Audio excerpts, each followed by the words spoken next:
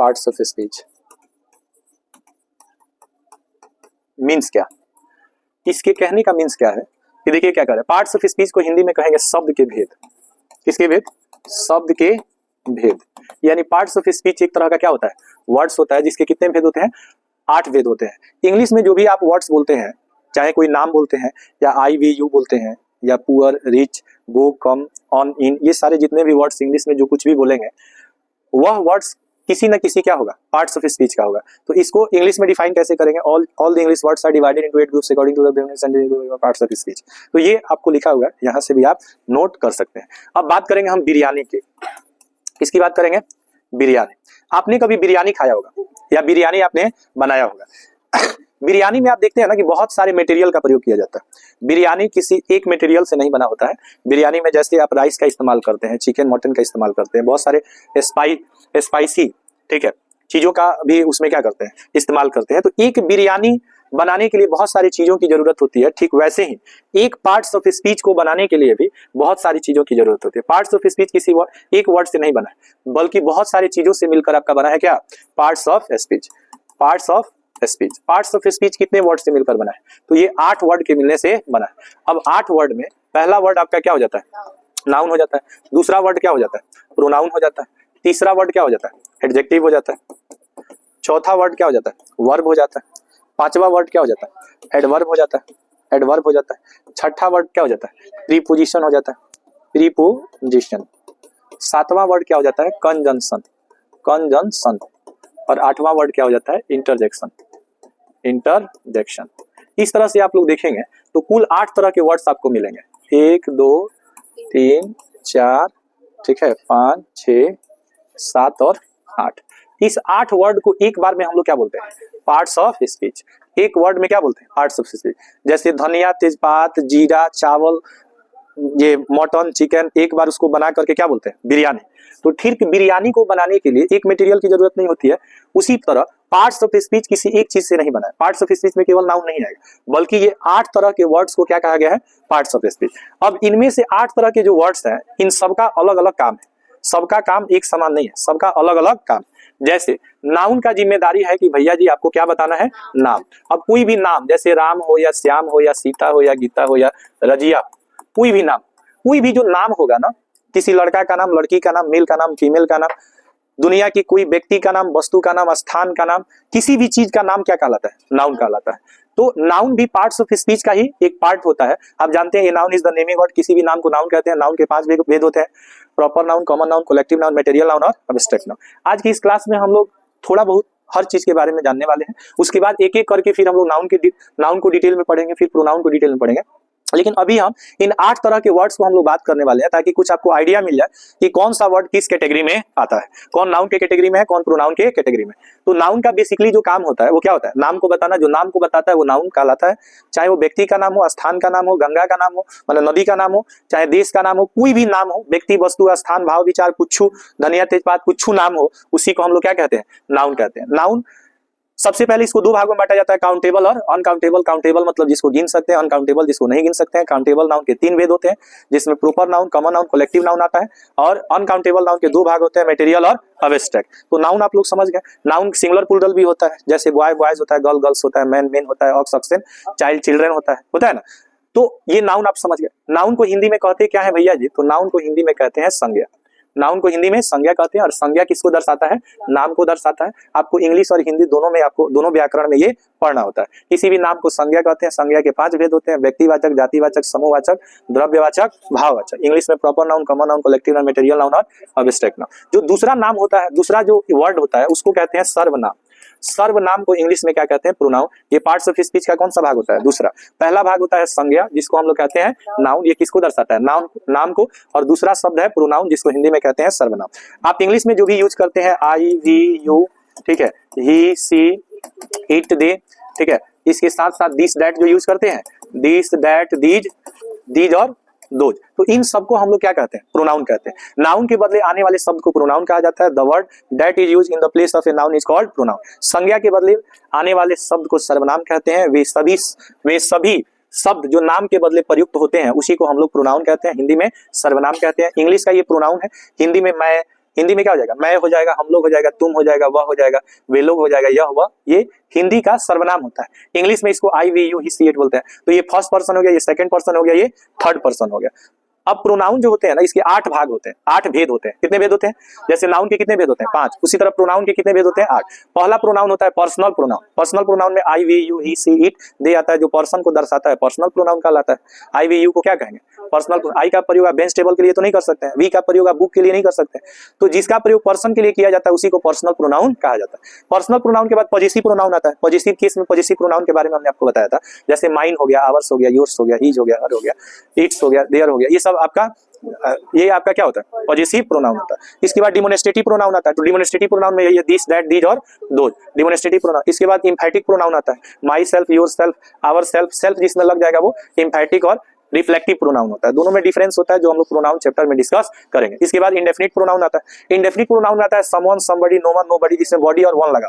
Someone, somebody, known, nobody, everyone, everybody, ये जितना भी होगा, एनीवन, एनीबॉडी। तो सम, एनी से जो भी वन और बॉडी लगा रहता है उस सबको हम लोग इंडेफिनिट प्रोनाउन, अनिश्चयवाचक सर्वनाम के नाम से जानते हैं। उसके बाद आपका रिलेटिव प्रोनाउन आता है, जैसे आपका डैट हो गया, हुज हो गया, ठीक है, विच हो गया, ये सब आपका रिलेटिव प्रोनाउन कहलाता है। डैट हो गया, विच हो गया, हुज हो गया, ये रिलेटिव प्रोनाउन। उसके बाद आपका इंट्रोगेटिव प्रोनाउन आता है, जैसे हुम हो गया, ठीक है, इंट्रोगेटिव प्रोनाउन होता है। वाई आपका इंट्रोगेटिव प्रोनाउन होता है।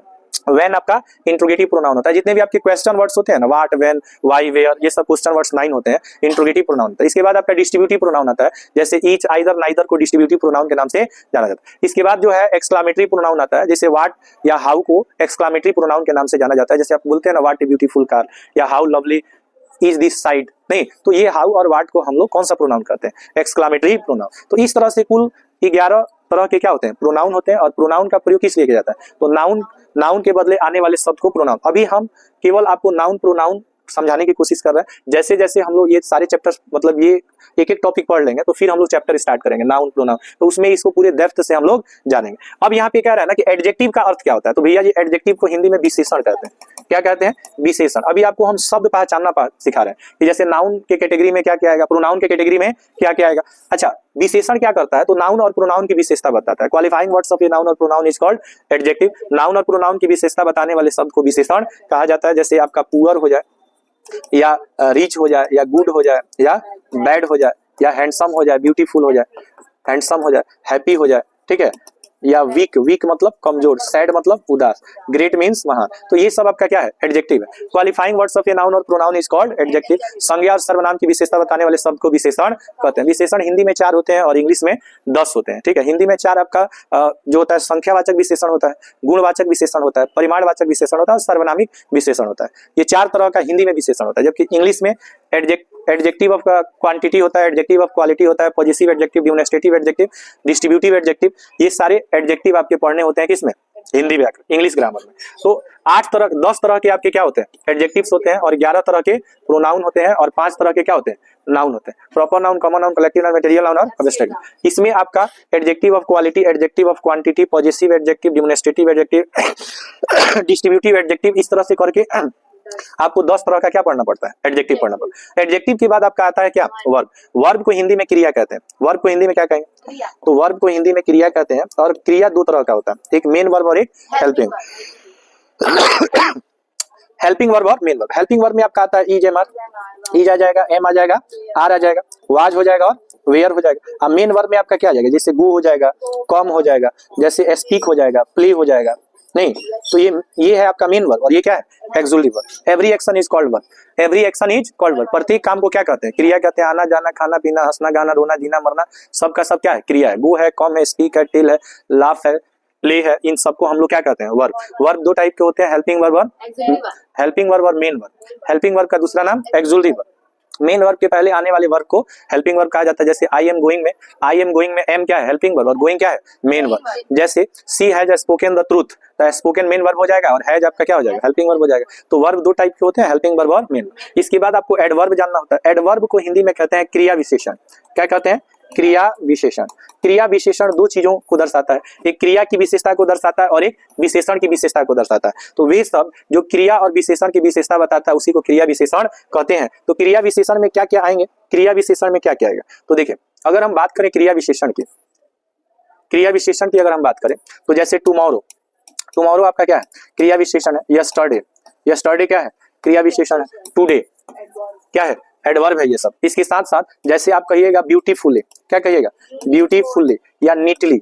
नीटली का मतलब होता है साफ सुथरा, जैसे लिखते हैं ना हम लोग, जैसे नहीं बोलते हैं साफ सुथरा लिखो, तो नीटली का मतलब साफ सुथरा, ब्यूटीफुली मतलब होता है सुंदरता पूर्वक, स्लोली मतलब होता है धीरे धीरे, फास्टली मतलब होता है तेजी से। तो एल वाई जिसमें भी जुड़ा रहता है ना, वो सब क्या होता है, एडवर्ब होता है। एडवर्ब की पहचान होती है कि इसमें सामान्यतः एल वाई होता है। जैसे ब्यूटीफुली हो गया, और भी मतलब हो भी सकता है, नहीं होता, कोई जरूरी नहीं है, लेकिन एक पहचानने का हॉट ट्रिक्स होता है कि एल वाई पे समाप्त होने वाले शब्द सामान्यतः क्या होते हैं, एडवर्ब होते हैं। इसके साथ साथ आपका टी डबल ओ एडवर्ब होता है, MOST, मोस्ट आपका क्या है, एडवर्ब है। जैसे आप बोलेंगे the Taj Mahal is the most beautiful building in India, तो मोस्ट ब्यूटीफुल, ब्यूटीफुल आपका एडजेक्टिव है। ब्यूटीफुल क्या है, ब्यूटीफुल एडजेक्टिव है। ब्यूटीफुल क्या है, एडजेक्टिव है। और मोस्ट ब्यूटीफुल में मोस्ट क्या है, एडवर्ब है। आपका वेरी क्या होता है, एडवर्ब होता है। एक्सट्रीमली, एक्सट्रीमली आपका क्या है, एडवर्ब है। टुमारो क्या है, एडवर्ब है। यस्टरडे क्या है, एडवर्ब है। टुडे क्या है, एडवर्ब।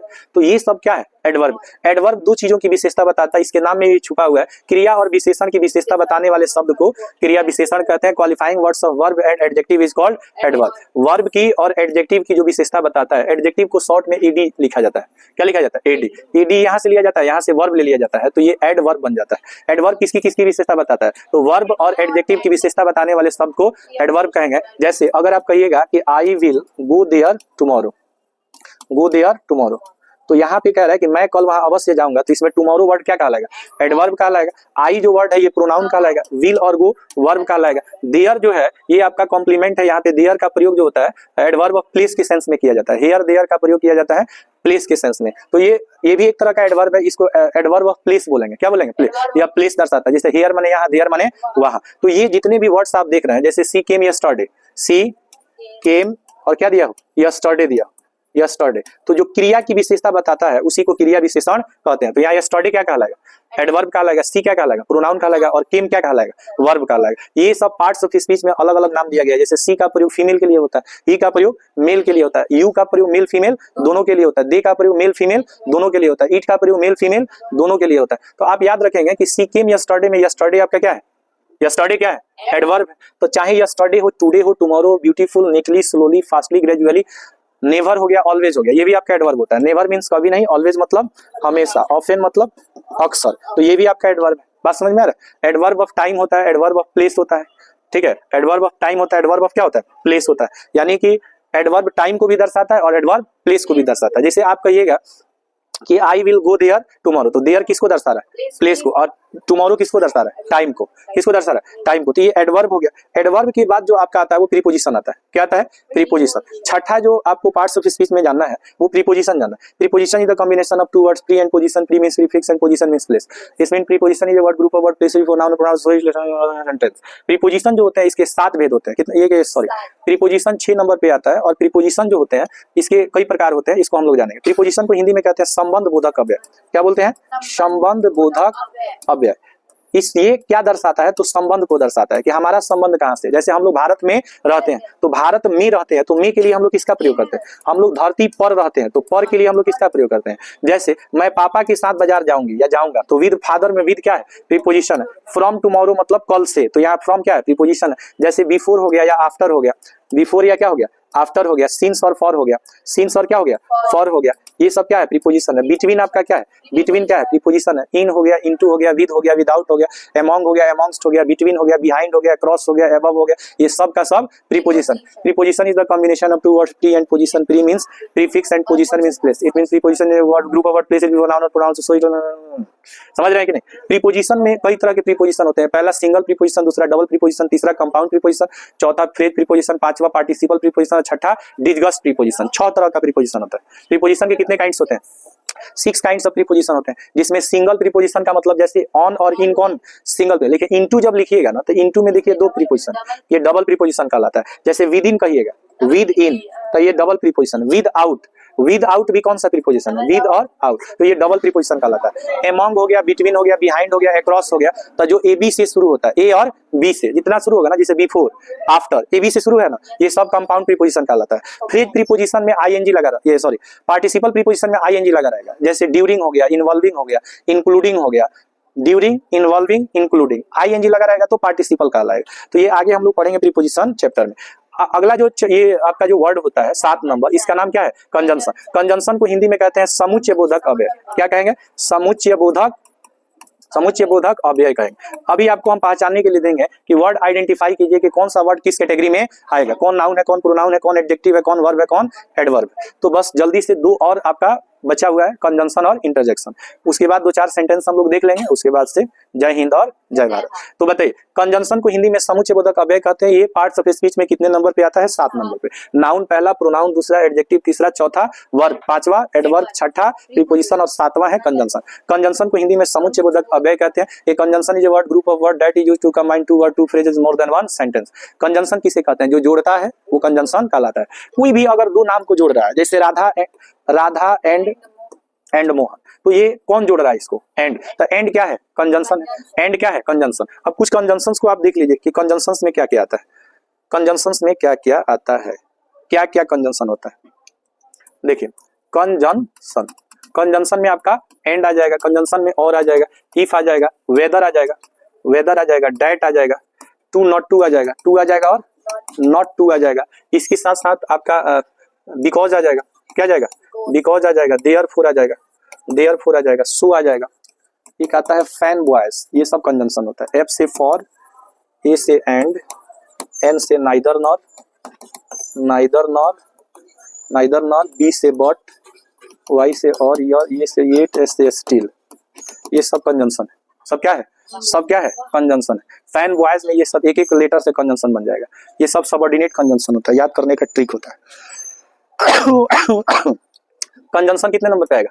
7 नंबर पे। हिंदी में क्या कहेंगे? समुच्चय बोधक अव्यय। क्या क्या है? एंड है, और है, इफ है, वेदर है, दैट है, टू है। ये जोड़ेगा, क्या करेगा? जोड़ेगा। तोड़ेगा कि जोड़ेगा? ये जोड़ेगा। जैसे आप कहिएगा ना कि she says that honesty is the best policy, honesty is the best policy. यहाँ पे आप देखिए, एक सेंटेंस हो गया और एक ये सेंटेंस हो गया। जोड़ कौन रहा है? दैट।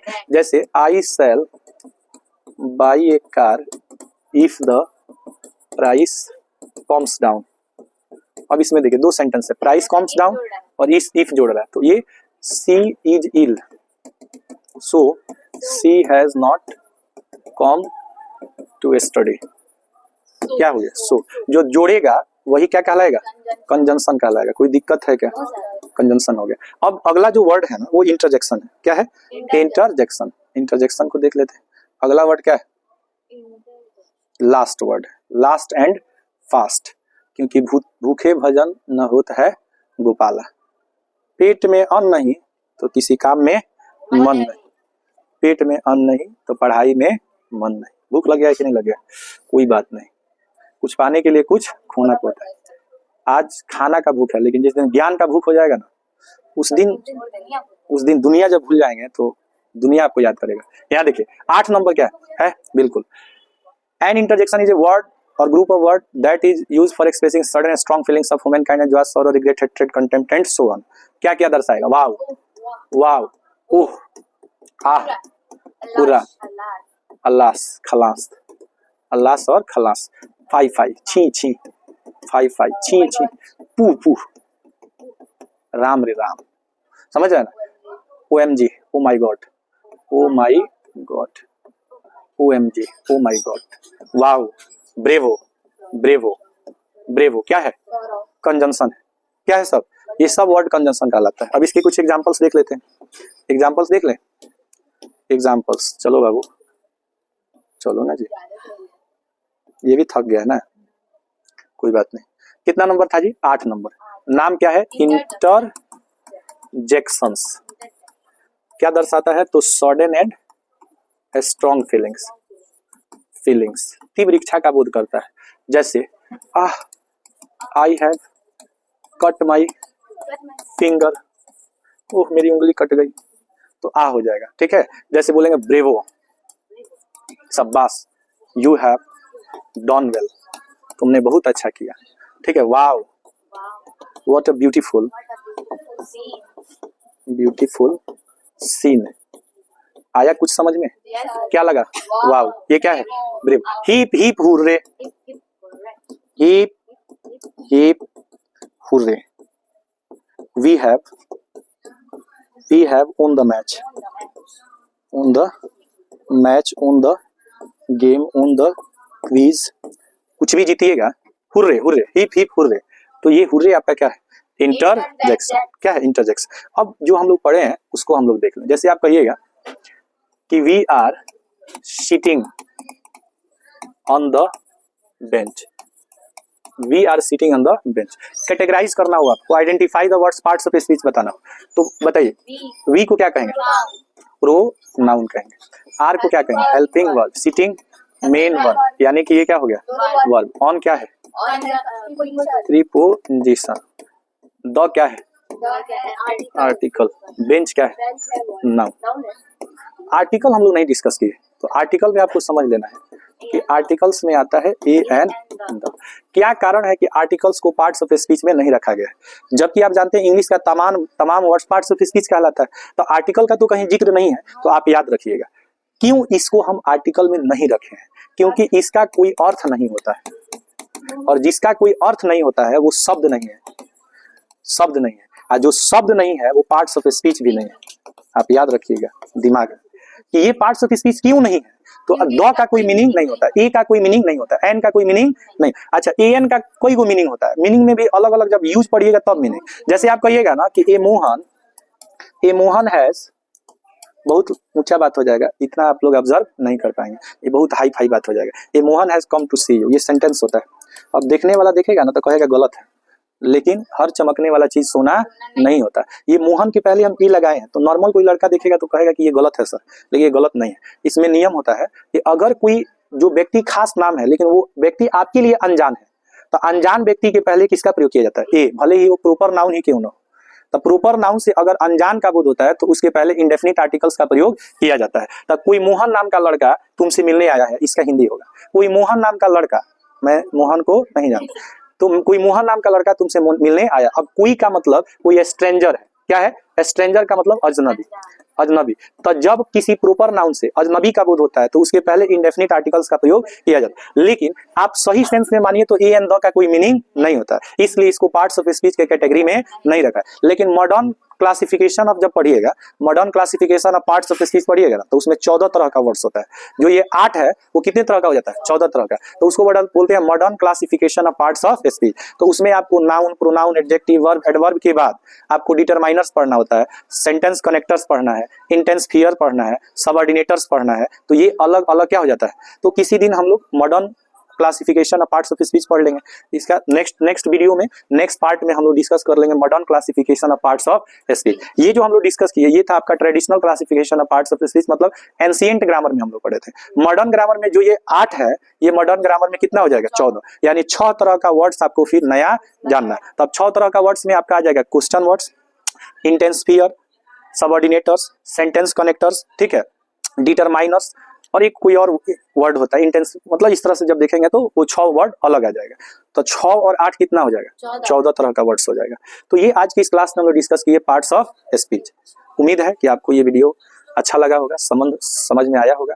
अच्छे से वीडियो को देखिए पॉज करके, क्योंकि थोड़ा सा फास्ट पढ़ाया गया है, तो आप इसको अच्छे से देखिए और वीडियो को लाइक कीजिए, चैनल को सब्सक्राइब कीजिए, शेयर भी कीजिए और बने रहिए हमारे साथ। एक बार प्रेम से बोलिए जय हिंद। जय हिंद। उसको सेव कर लो।